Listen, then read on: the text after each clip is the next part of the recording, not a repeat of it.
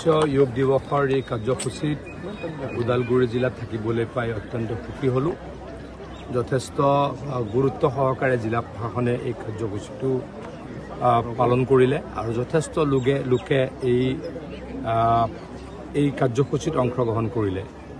আমি সকলোৱে দেশৰ প্ৰধানমন্ত্ৰী নৰেন্দ্ৰ মোদী ডাঙৰীয়াৰ বিশাখাপট্টনমৰ পৰা দিয়া ভাষণ শুনিলোঁ, কেনেকৈ যোগে মানসিক শাৰীৰিক শক্তি বৃদ্ধিত সহায় কৰে, যোগে স্বাস্থ্য ভাল ৰখাত সহায় কৰে, মানসিক সন্তুলন বজাই ৰখাত সহায় কৰে, এই কথাবিলাক শুনিলোঁ।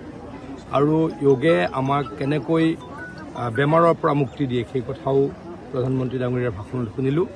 প্ৰধানমন্ত্ৰী ডাঙৰীয়াই ভাষণত ক'লে যে আমি তেল খোৱাৰ পৰা দূৰত থাকিব লাগে, বেছি খোৱাৰ পৰা দূৰত থাকিব লাগে, আমি নিৰোগী হৈ থাকিব লাগে, শক্তিশালী হৈ থাকিব লাগে, যাৰ যোগেদি আমি এখন সুস্থ দেশ, সুস্থ ৰাজ্য, সুস্থ সমাজ গ্ৰহণ কৰিব পাৰোঁ। সকলোকে যোগত অংশগ্ৰহণ কৰিবলৈ অনুৰোধ জনাইছোঁ।